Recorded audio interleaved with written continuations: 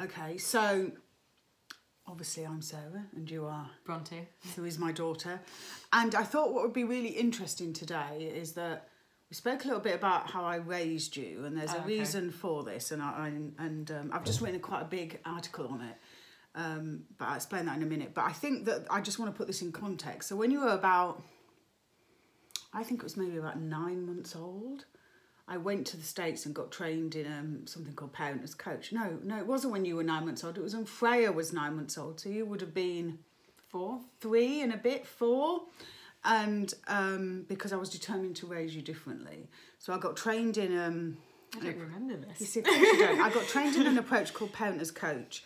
And I think I came back from that. And from that moment, I raised you very, very differently. And I think that I probably never parented you as such as coached you.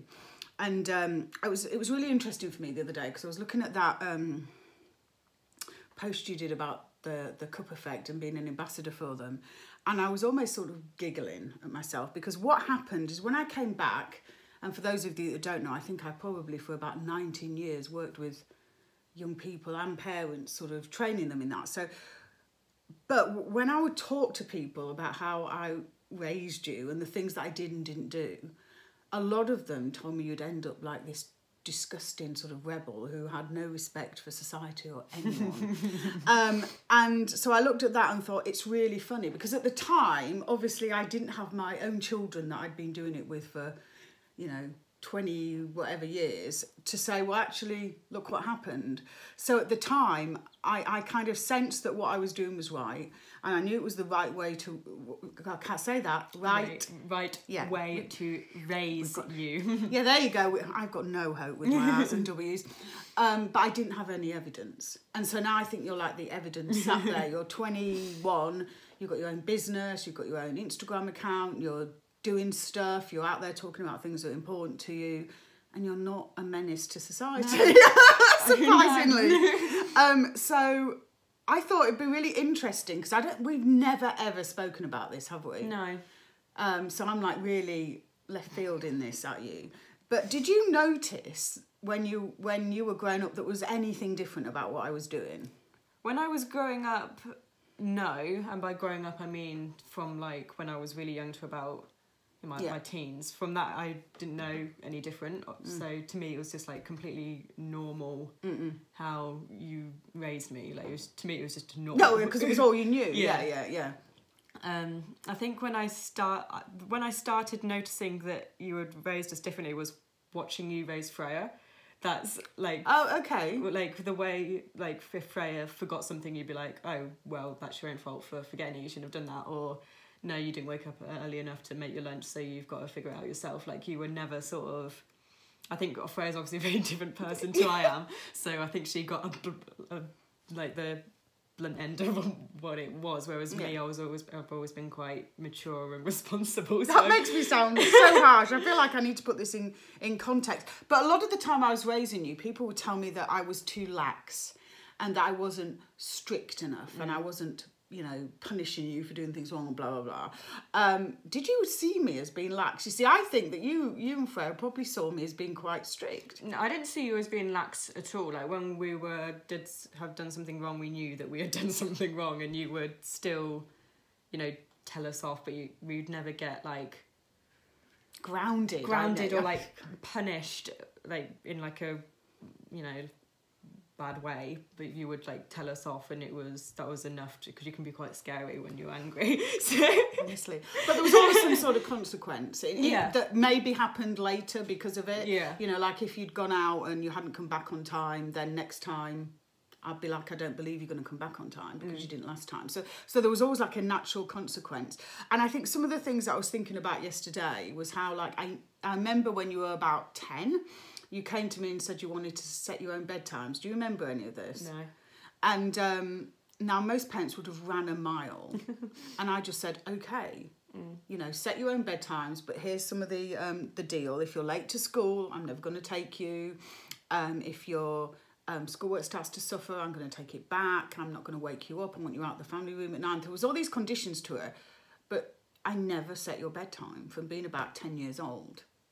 I honestly don't remember. I don't remember that. Yeah, no, I remember it. And people would say to me, what time do your children go to bed? I said, I used to say when they want to.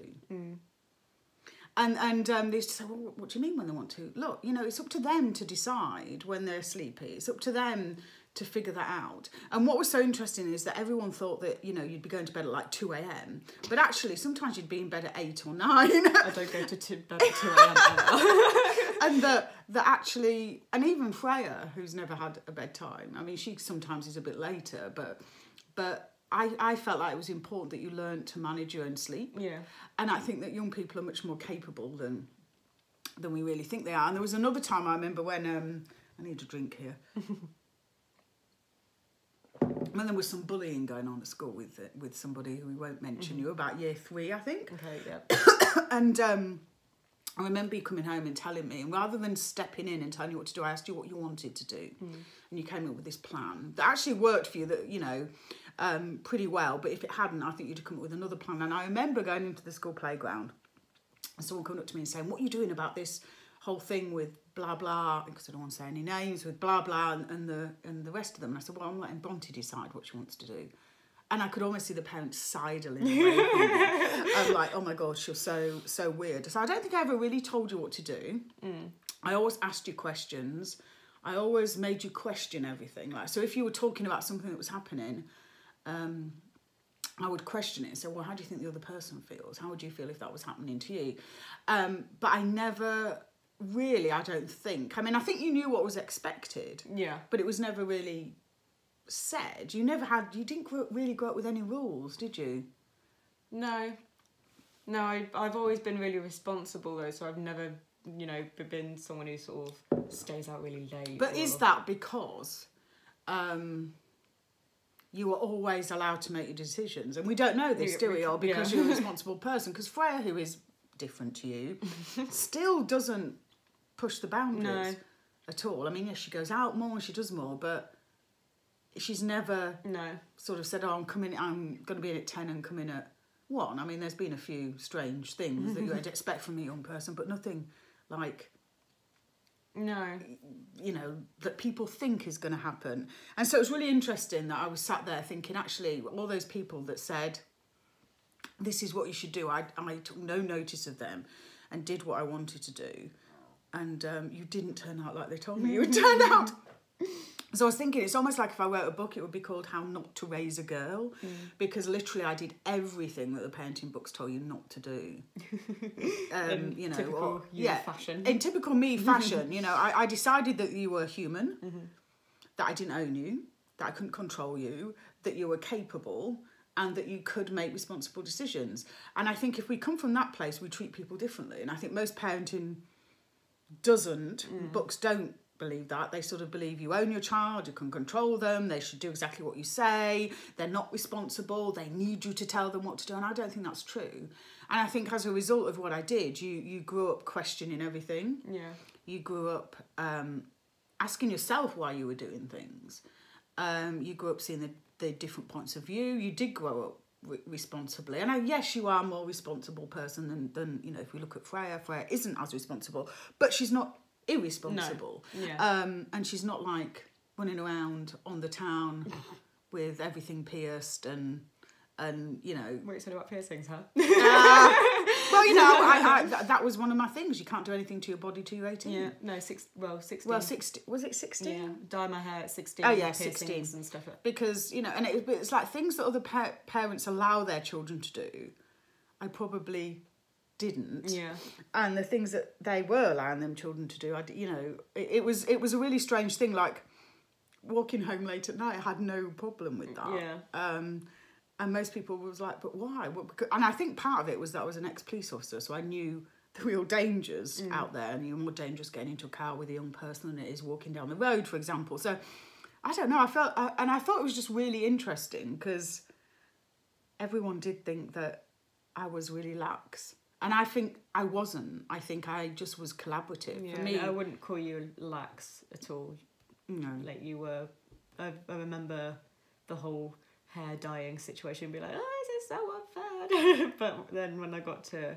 And then, like, the piercings I remember that. Stuff, I didn't pierce my ears until I was 21. 21, 20. Yeah, and it was like when you said it was unfair, and I would just be like, yeah, I can see how you think like that, and this is what we do here. You can do whatever you want with your body after you're 60. I think tattoos are 18 though, aren't they? I think that's the legal requirement. Yeah, legal requirement is 18. Yeah. Yeah. So I stuck to that, Yeah. and it was piercings and dark hair dye and everything after you were 16, because I just felt that I didn't want you doing things like that to your body when you really didn't know it. And as you can see now, I'm thankful I didn't let you dye your hair when you were 16, Yeah. so it would have been in a white mess.